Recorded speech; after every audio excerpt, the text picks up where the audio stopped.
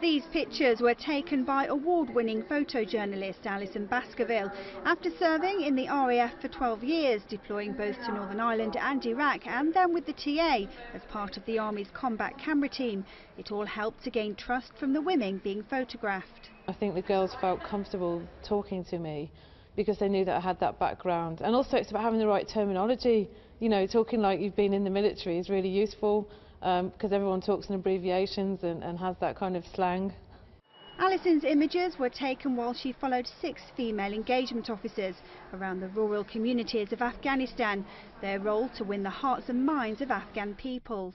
There isn't really a front line anymore, and I think that's led to girls being more involved in what would be historically known as frontline action, because they're on patrol as medics, dog handlers, female engagement officers.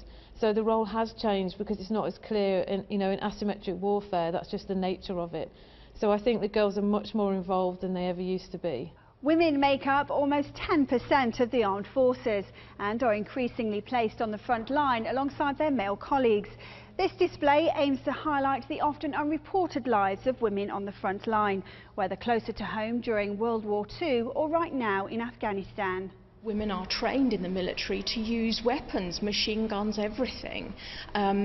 They don't get put on the front line specifically to fire the weapons, but they are armed to protect themselves, to defend their colleagues. And that's an enormous change. There's that trust, that feeling that a woman can be handed a weapon and she can use it sensibly, and that she knows how to handle herself in that sort of a situation. It's that understanding that women are able to do that just as well as men can. The exhibition runs until the 13th of April, each image and artefact charting the emotional and physical challenges women in the past and present faced.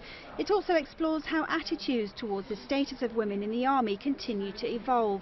Shirley Swain, Forces News at the Royal Artillery Museum in Woolwich.